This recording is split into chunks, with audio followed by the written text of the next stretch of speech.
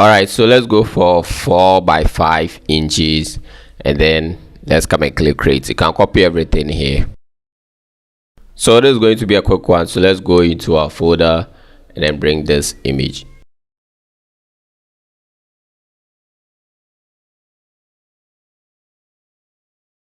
Now let's go to filter, blur, Gaussian blur. Let's set the radius to 5 pixels and click OK.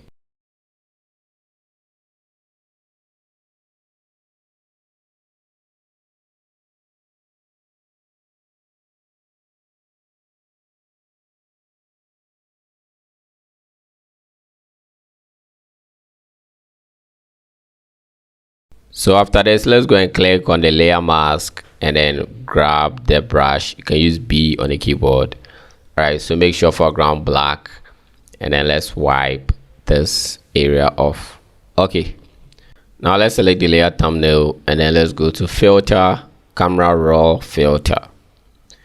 All right, so here let's change the exposure to 0.45 and then contrast 28, and then let's come down to the texture and make it 53, and then from there clarity 72, and the haze 1, and then vibrance 29. Then after that we click OK. All right, so this is before and this after. Now let's go for the gradient tool. You can press G on the keyboard and then make sure foreground is white. So let's create a new layer, and then let's click from the bottom here and then drag to the top somewhere here and then release. So let's lower the opacity to, let's say, 75, 74. Okay.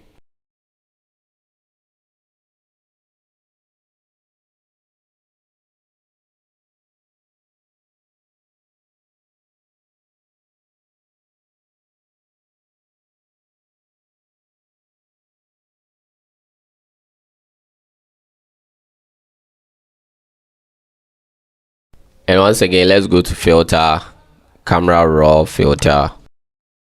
Okay, so let's make the exposure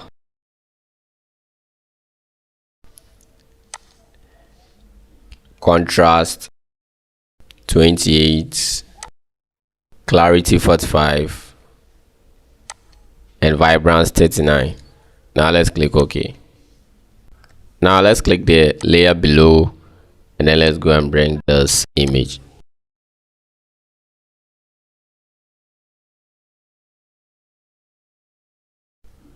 Now let's go to filter, blur, Gaussian blur. Let's make it 7. All right, so let's go and bring this frame right here.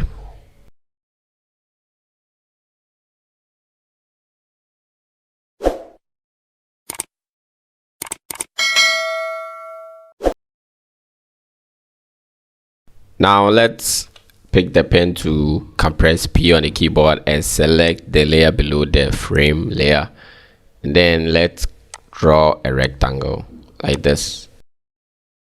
So you can see I've closed the shape, but there is no shape. Okay, this is because when you look here you can see path instead of shape, so let's change it to shape. All right, and then let's draw the shape.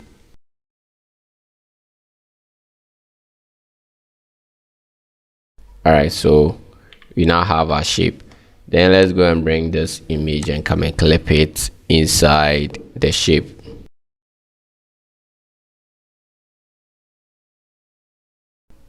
All right, so to clip it, you can hold Alt on the keyboard. When it turns to this icon, then you click to clip it inside the rectangle. It's not inside the frame because you can turn off the frame, but it's rather inside the rectangle. And another way to clip it is to right click on the layer and then choose create clipping mask to clip it. All right, so with this, let's select the frame layer. This is the frame layer. Hold shift on the keyboard and click on the shape, and then it will select all the 3 layers, and then click on this icon to link them together, and we can move the 3 together at the same time. All right, so let's select the image within the frame. Okay, so let's go to camera raw filter. Now let's make the exposure 0.50, contrast 29, clarity 45, vibrance 21. Alright, so now let's select the frame layer and then create a new layer on top, and then let's grab the brush to make sure foreground is white, flow 100, opacity 100. Now I have this brush, I will leave it in the resources, the link in the description. Alright, so I'll just click here. Alright, so I'll take the move tool and then Control T, transform, and then increase the size a little.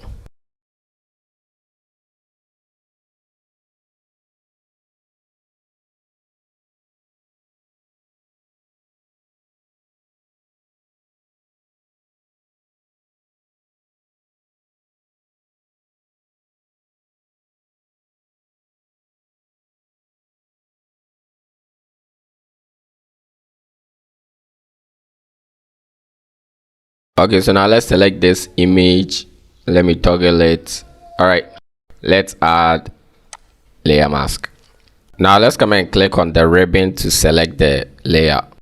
Hold Control and click on the layer thumbnail to make a selection around it like this.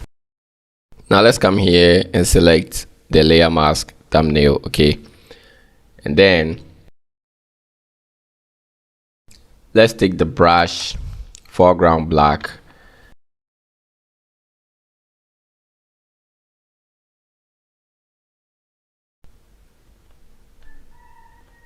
With this, let's clean these areas. Okay,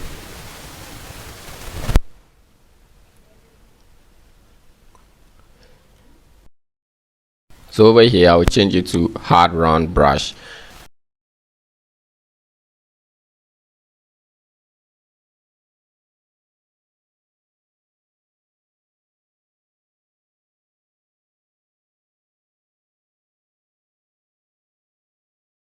Okay,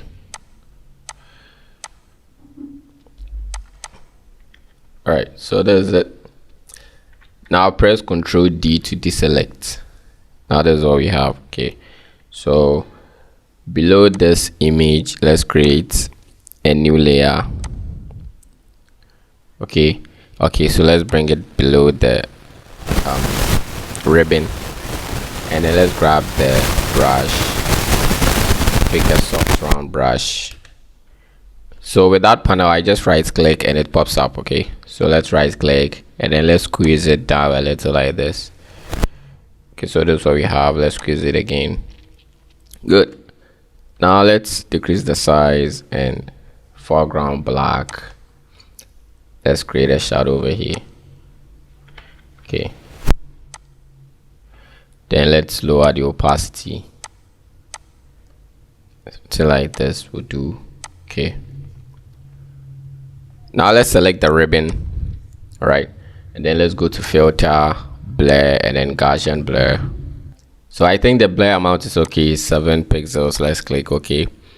Now down here you will see the smart filters thumbnail. Click on that, hold Control and then click on I to invert. Grab the brush, let's choose a soft round brush. Okay, and then let's brush over here to reveal some blurriness over here, and then over here too. All right, so that's all that we want. Good. All right, so I will select the topmost layer and then bring this name right here. All right, so there's a 3D text effect. All right, so let me resize it and show you something. Okay, so this is a 3D text effect right here, and I made a video about how to use 3D text effects and giving away 30 plus free text effects that you can try or use in your designs. Okay, so kindly check that video out in my profile videos, but I will leave this particular one in the description, so kindly check the description for the link to the resources. And also, before you click the link to the resources, kindly click on the subscribe button to encourage us to do more videos. All right, so without being said, let's get back into our design. Okay, so I will just select this lady, and then I'll select the layer below it right here, and then bring this. So I'll resize it and place it behind the lady. And then after this, I'll just bring this golden leaf, right? And I'll just resize it and place it at the top right corner. Now let's go to filter, blur, and then motion blur. So I'll set the angle to 43 and then distance 47. Then I'll click OK. Alright, so I'll hold Alt and click and drag. Then I'll bring it down here. Control T for transform and then rotate it. So after resizing this, the angle will change. Okay, so on the layer, you see down here motion blur. Double click on that. This pops up, and then you can change the angle, okay, to the negative side so that it matches the direction. All right, so I'll duplicate that guy here, and then okay, so I'll put it here, and then I'll just apply the same motion blur. Okay, so let's go to filter, top here, motion blur. Then I will just change the angle to match the direction. Okay, so I'll select the topmost layer. Let me scroll up and select the topmost layer, and then go and bring in this glow light. Okay, so I'm putting it at the top right corner, so I will have to increase it a little, then change the blend mode to screen. Okay, then I can tweak the position a little. Alright, so after this, I will just go and click on this padlock to lock the layer. Then I will select the leaf down there, and then Control Shift plus close bracket to send it to the top. Okay, so it comes in front of all the layers. Okay, so I will unlock that, and then I will duplicate this glow light to the bottom left. And once again, if you haven't subscribed to this channel, kindly subscribe to this channel. The subscribe button is not far away. Kindly subscribe to motivate us to do more videos for you to enjoy. All right,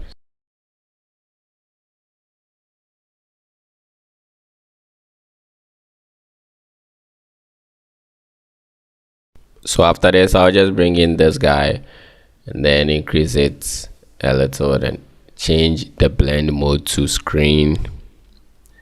All right, I'll place it here. All right, once again, the resources, the link to the resources will be in the description. Kindly check it out.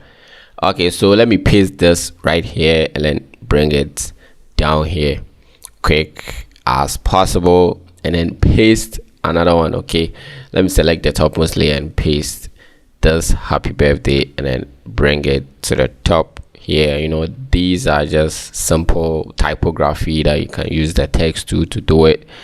All right, and then this time, this glow light that I'm bringing, I'm not changing the blend mode to screen, but rather linear dodge into bracket add. Okay, so this pops more than the screen, so I'll duplicate it about 2 times, and then after that, I'll just show you a simple trick. So let's finish duplicating these glow lights. Okay, so I'll paste this guy right here. That's the date. Okay, so it is 18 September. Now, if you want to know how I did this, just simple. Just go and grab the ellipse tool in the group with the rectangle.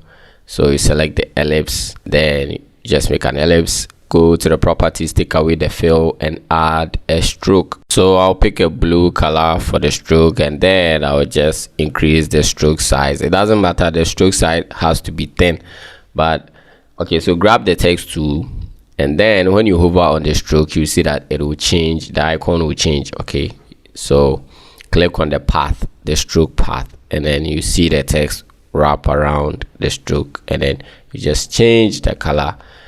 Now let me just add a few touches. I'll just decrease the font size and set the tracking to 0. All right, so I'll click OK, and from there you can delete the stroke or turn it into a shape. So I'll select the stroke and set it to none, and then add a fill color blue. All right, so after that, I'll just select the shape, Control T for free transform, and then I'll decrease the size. Okay, now that's all we have. Okay, so that's how I did that. So let me delete these guys, and then thanks for watching. Kindly make sure to subscribe to this channel, and I'm out. Peace.